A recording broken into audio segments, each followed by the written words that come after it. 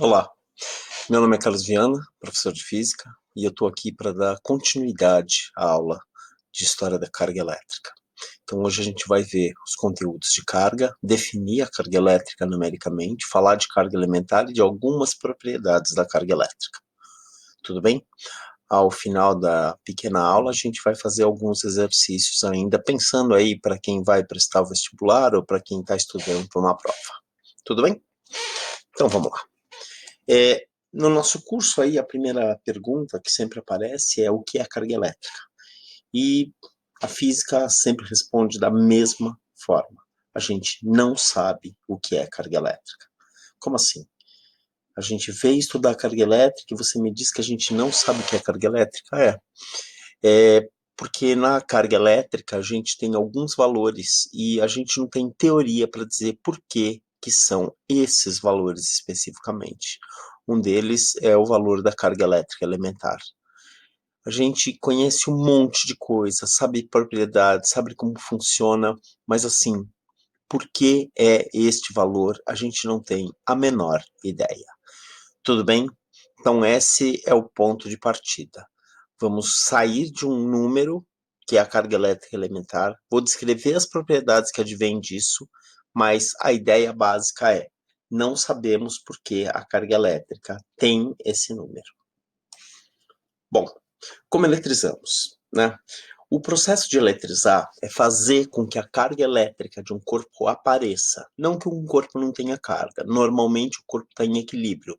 Como essa imagem aqui em cima, onde a gente pode ver a quantidade de partículas positivas, as quais chamamos de prótons, e a quantidade de partículas negativas, as quais chamamos de elétrons, tá? Estão em equilíbrio. A carga elétrica não pertence a esses corpos, ela é transportada por eles, tanto que eles são normalmente chamados de portadores de carga. Mas a gente vai falar disso um pouco mais para frente. Quando um corpo normalmente está em equilíbrio, se ele é atritado, a gente consegue fazer com que um desequilíbrio surja entre eles. A base para que esse desequilíbrio apareça é a diferença entre os dois corpos. A gente estudou na aula passada a série triboelétrica e tem a ver exatamente com isso. Então, se você for lá na história da eletricidade, vai estar lá a descrição exatamente dessa série termoelétrica e como ela funciona. A carga a gente pode notar que ela está em equilíbrio, vou pegar dois corpos aí equilibrados, a mesma quantidade de prótons e elétrons nos dois, eu atrito um corpo no outro, então pela série triboelétrica, os corpos são de materiais diferentes, um deles vai perder elétrons, um deles vai ganhar os elétrons que foram perdidos pelo outro. Então, na medida que um vai ficando mais negativo, o outro vai ficando mais positivo. Tudo bem? Então, essa passagem de carga vai acontecer. Se eu separo os corpos após isso, a gente vai notar que o que ganhou carga tem mais carga negativa, o que perdeu carga elétrica, elétrons, né, vai ter carga elétrica positiva no final. Eu não preciso representar aquilo que está neutro. Normalmente, a gente só representa a diferença, o que está em excesso de elétrons, que é o negativo, e o que está com falta de elétrons, aí no caso, que é o meu positivo.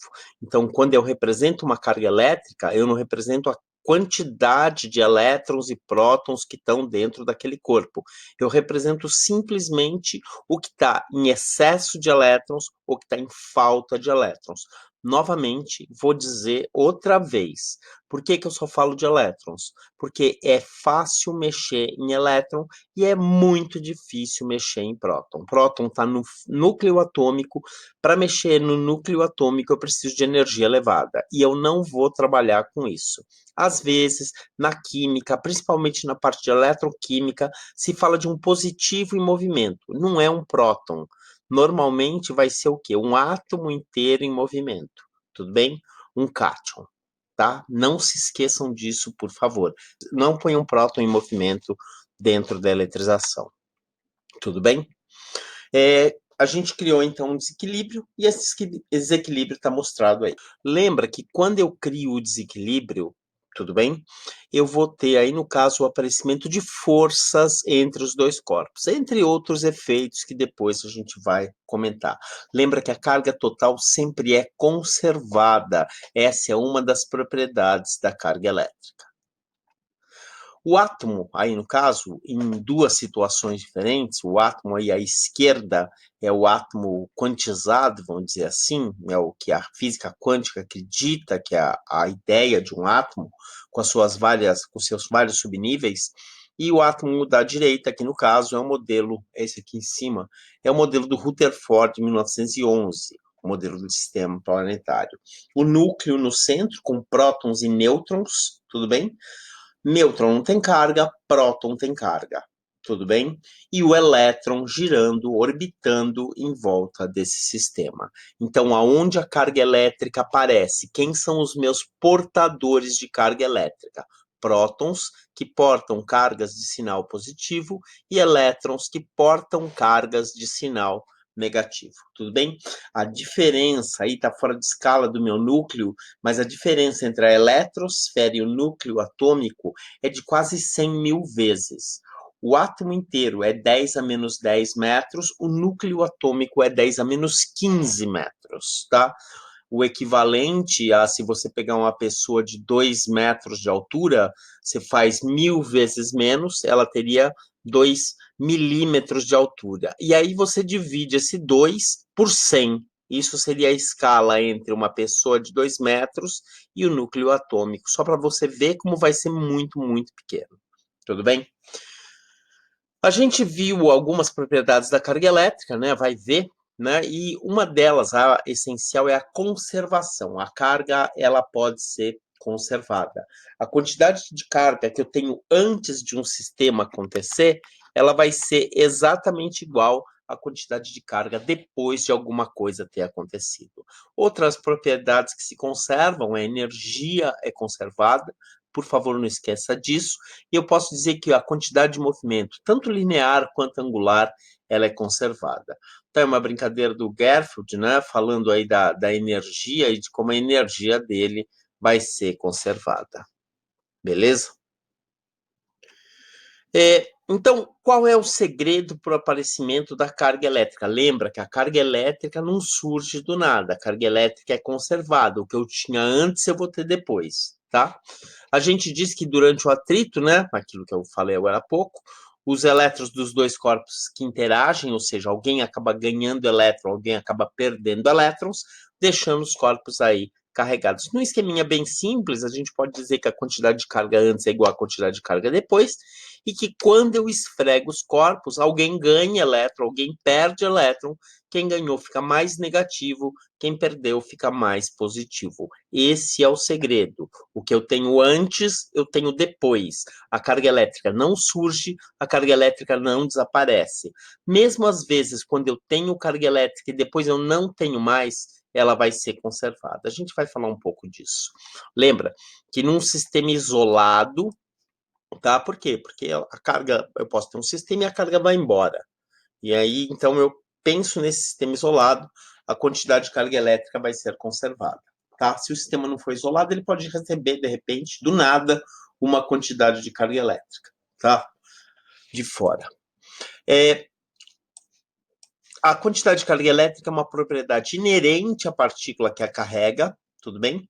Então, quem carrega a carga elétrica é batizada de portadora de carga. Ela leva essa propriedade da matéria, que a gente não tem uma teoria para definir, mas ela carrega essa quantidade de carga elétrica. Então, ela vai ser um portador de carga elétrica.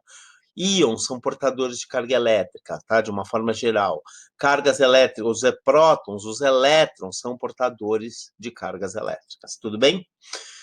De forma que não é possível nem criar, nem destruir, aí no caso, aquilo que a gente chama de carga elétrica. Isso é interessante, ó. Mesmo numa colisão de alta energia, você tem uma colisão de duas partículas, altíssima energia, uma dessas partículas é totalmente destruída. Ela era portadora de carga. O resultado da sobra dessa partícula que explodiu vai ter uma carga total nas partes igual à carga elementar. Você fala assim, mas e se for um elétron, né? Como é que eu posso quebrar? Por enquanto a gente não consegue quebrar um elétron. Mas, por exemplo, eu consigo quebrar um próton, eu consigo quebrar um nêutron. E da destruição de próton, da destruição de nêutrons, eu vou ter aí, no caso, o aparecimento de quarks, que são partículas menores do que o próton, menores do que o nêutron. E a soma total da carga dessas partículas depois da quebra é igual à quantidade de carga antes da quebra. Tudo bem? Um dos exemplos mais interessantes que a gente pode dar nessa parte da matéria é falar aí do pósitron. Só para você ter uma ideia, o pósitron, ele é muito semelhante ao elétron, ele é semelhante ao elétron com exceção de uma coisa. O elétron tem carga elétrica negativa, o pósitron tem exatamente a mesma carga, só que positiva. Então a gente chama um de matéria, um de antimatéria. Quando matéria e antimatéria se encontram, eles se aniquilam. Então, no caso de pósitron e elétron se encontrando, eles viram um fóton de luz que não tem carga elétrica. Você fala assim, ué, mas sumiu então? Então foi destruída. Não. Antes eu tinha uma coisa que era positiva e uma coisa que era negativa. Se eu tenho um mais e um menos, a soma dá zero. Então, se eu tenho zero antes, eu tenho zero depois.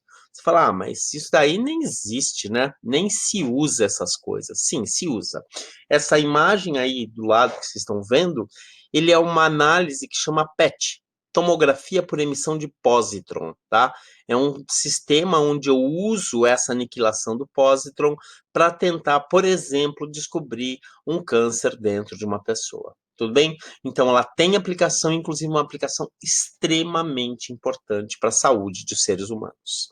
Tudo bem? A propriedade que a gente pode chamar das cargas elétricas, né, é a força. A gente tem aí que partículas de mesmo sinal se repelem e partículas de sinais opostos se atraem. Aqui embaixo, ó, eu coloquei um vídeo, o pessoal da Univesp com o pessoal da USP, e tem dois experimentos do Cláudio Furukawa, que é um excelente físico experimental, tá? E ele é da área de educação e ele cria experimentos que são incríveis. De vez em quando eu mostro uns aqui para vocês, mas hoje eu estou só recomendando.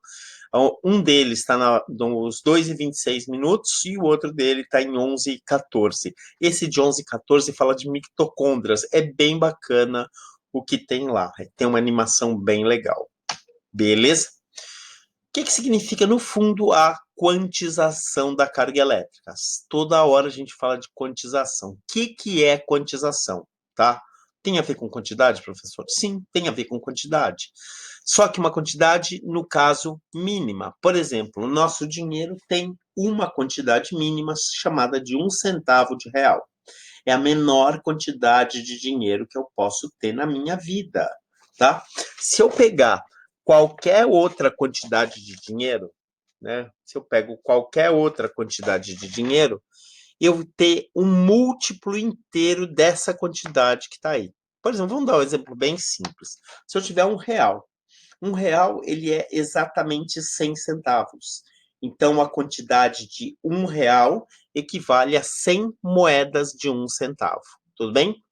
Tranquilo? A gente vai ter exatamente a mesma coisa quando eu falo aí de quantidade de carga elétrica e da quantidade básica de 1 coulomb. Então, a propriedade da carga elétrica, a gente viu a conservação, vamos ver a quantização. Lembra que quantização tem a ver com uma certa quantidade. A quantização da carga elétrica, né, qualquer carga, não interessa se ela é positiva ou negativa, ela se apresenta sempre num número, num múltiplo inteiro da quantidade elementar, que é exatamente a carga elétrica elementar, tá? Tudo bem? A gente pode dizer que, do mesmo jeito que eu fiz com a moeda de 1 real, eu vou fazer aí com a quantidade de carga de 1 coulomb. Eu posso dizer que para ter a quantidade de carga equivalente a 1 coulomb, eu preciso de uma quantidade um pouco grande. Lá eram 100 moedas de 1 centavo, mas aqui para ter 1 coulomb, eu preciso ter 6,25 quintilhões de cargas elementares. É uma quantidade de carga elementar muito grande. Uma outra coisa interessante que eu gosto desse conceito é falar que essa carga elementar é um pacote de transferência. Eu só posso trocar carga entre dois corpos se essa carga for um múltiplo inteiro desse valor. Eu não consigo trocar menos que isso, nem uma coisa quebrada disso. É como se fosse um pacote de açúcar. Eu tenho um pacote de meio quilo de açúcar e eu só posso trocar nessas quantidades. Eu posso te dar 1 quilo, 1,5 quilo, eu posso te dar 2 quilos, 1,7 quilo eu não consigo dar, porque eu vou ter que cortar o elementar de meio quilo. Tudo bem? Então, a transferência de carga entre dois corpos sempre se dá nessa quantidade mínima chamada de carga elementar. Eu não posso ter valores quebrados, a não ser que eu esteja falando exatamente dos quarks. A fórmula da carga elétrica, então, ela vai ser esse Q igual a N vezes Z. Esse N é aquela diferença entre a quantidade de positivos e a quantidade de negativos.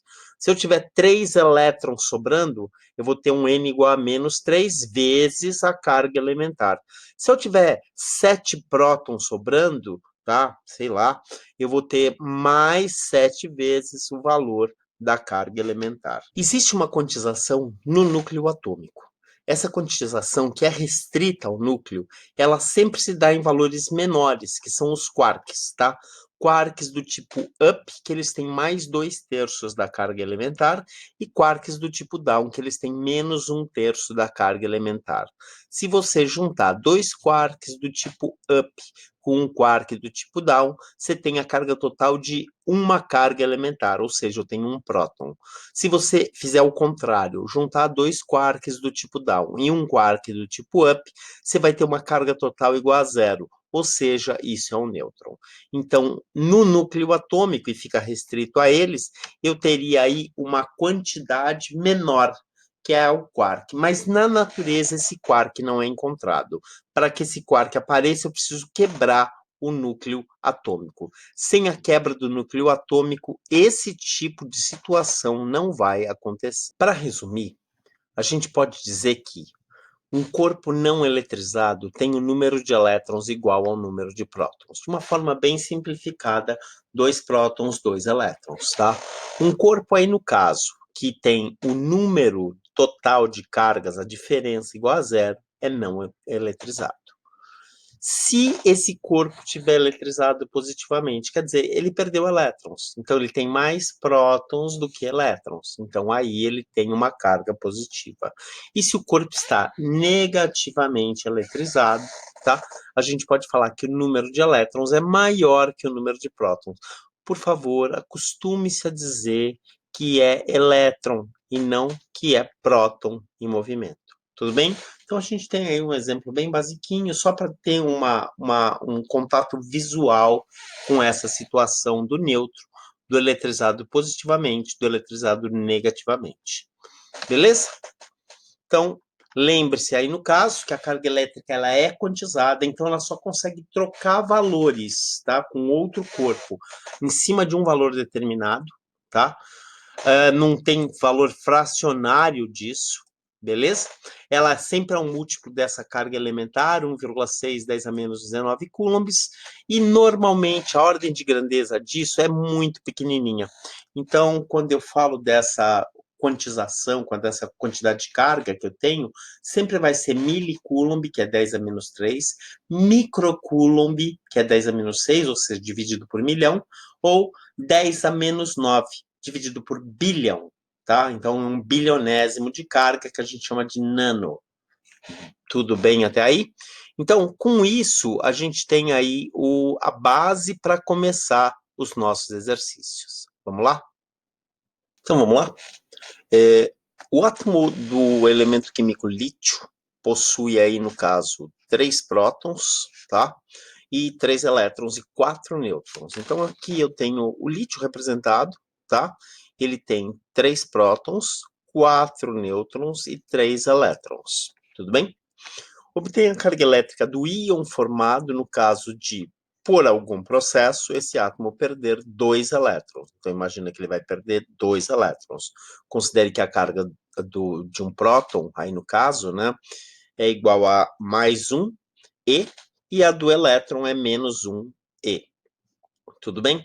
Então, ó, vamos fazer ele perder 2 prótons, 2 elétrons. Então, ó, perdendo aí no caso, deixa eu passar lá para o outro lado, perdendo aí no caso, ele tem mais 3 menos 3, tudo bem? O total aí no caso vai dar 0. perdeu 2 elétrons, ele vai ter o mais 3 menos 1, porque ele só tem 1 elétron agora, então o N vai ser 2, beleza? Esse é o lítio 2+. Tudo bem até aí? Se eu quisesse achar qual é a quantidade de carga elétrica do íon lítio 2+, eu pego esse valor 2 e multiplico. Lembra? Os portadores de carga, eles podem ter cargas equivalentes ao múltiplo inteiro da carga elementar. Então, eu vou pegar o número 2 e multiplicar pela carga elementar. 1,6, 10 a menos 19. Tudo bem? Que é o que a gente vai fazer agora. Com base no exercício anterior, calcule a carga elétrica adquirida pelo íon, sabendo que a carga elétrica elementar E vale 1,6, 10 a menos 19 coulomb, né? Então, eu sei que o N vai ser 2+, está aqui representado. Eu vou ter que Q igual a N vezes Z. Meu N vai ser a diferença entre prótons e elétrons. Então, tá aí, 2 vezes, 1,6, 10 a menos 19. Esquece a potência de 10, gente. A potência de 10 você não pensa. Você pensa no 2 e no 1,6. Que vai dar aí, tabuada do 1,6, espero que você saiba decor, né? Vai dar 3,2 vezes 10 a menos 19.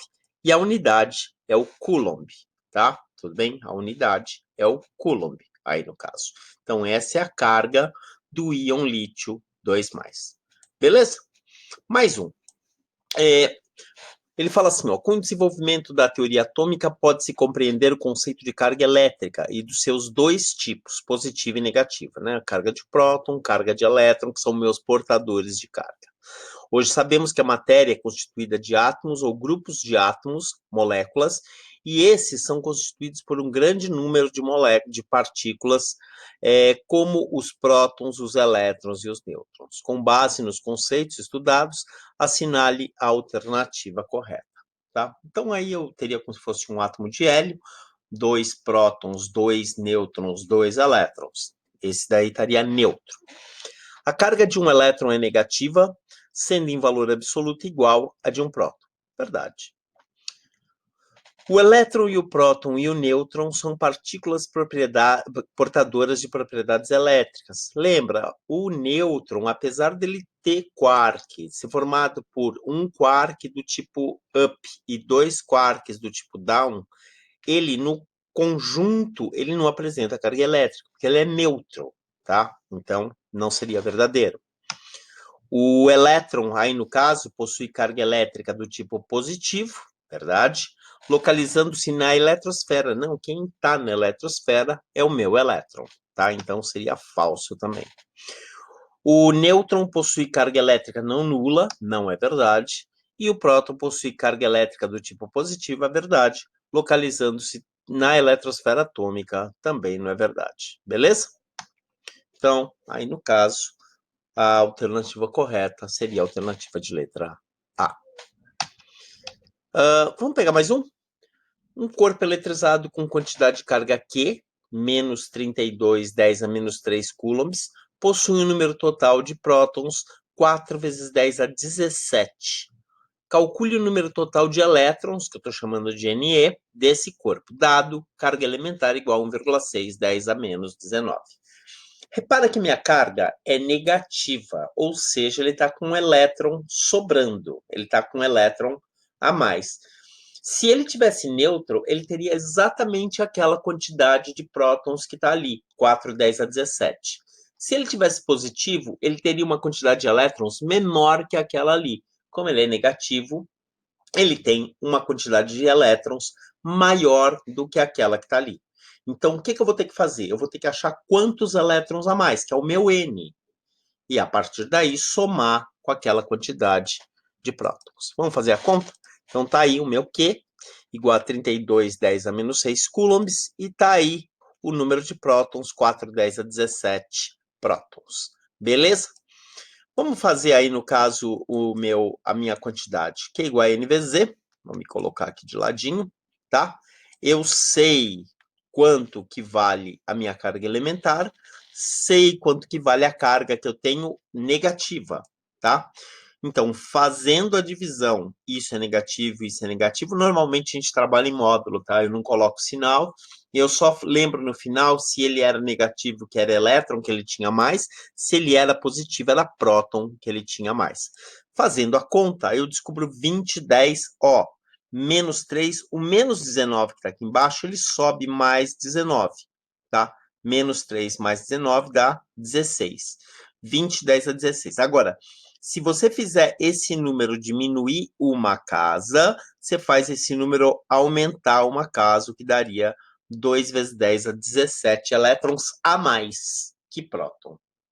Agora, vamos determinar.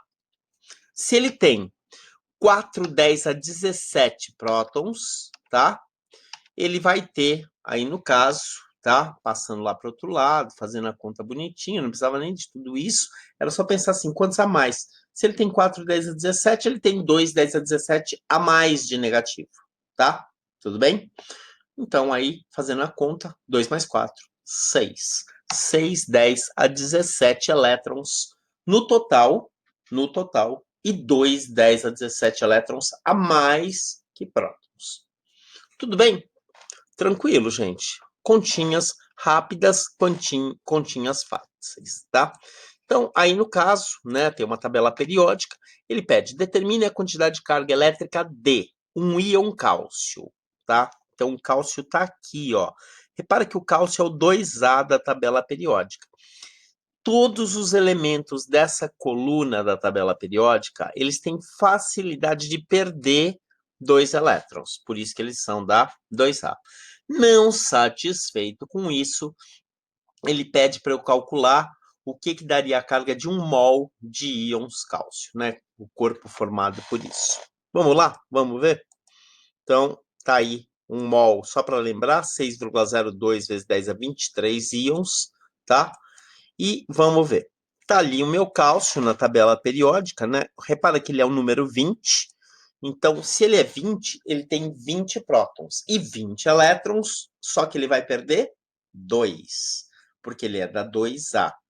Neutro, ele teria 20 de um, 20 do outro. Agora, como ele vai perder 2, ele vai ter 20 prótons, 18 elétrons. Então, o N para ele vai ser 2. Ele tem 2 prótons a mais. Beleza? Então, posso até representar aqui por 2 mais, então isso significa que ele tem 2 prótons aí a mais, ou seja, ele perdeu 2 elétrons, tá? Se a carga, se fosse 1, a carga seria 1,6, 10 a menos 19. Como são 2, é o dobro disso, 3,2, 10 a menos 19 coulombs. Perfeito? Tudo bem?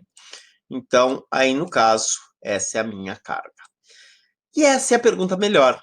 Quanto que dá 1 mol de íons, tá? 1 mol de íons cálcio. 1 mol é como se fosse uma dúzia grande, né? Uma dúzia é 12, 1 mol é 6 vezes 10 a 23 íons, tá? Então, a única coisa, se quiser fazer uma regrinha de 3, um cátion aí no caso, né? Tá para 3,2 10 a menos 19. Então, 1 mol de íons, aquilo é a quantidade, vai ser um certo X. Beleza? Então, tá aí no caso, a gente vai trabalhar fazendo a conta bonitinho. Se fizer a conta aqui no caso, né, multiplicar, tal, vai dar 19, 10 a quarta, tá? Diminuindo uma casa aqui, esse número aumenta, né? Aqui, ó, se eu diminuir 1, isso daqui aumenta 1. Então, eu tenho uma carga 1,9, 10 a quinta coulombs, aproximadamente aí, né? Vamos chutar para 2, vai?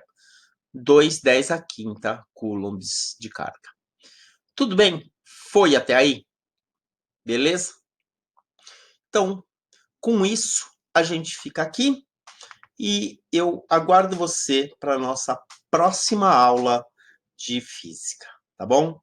Até mais e a gente se vê em breve.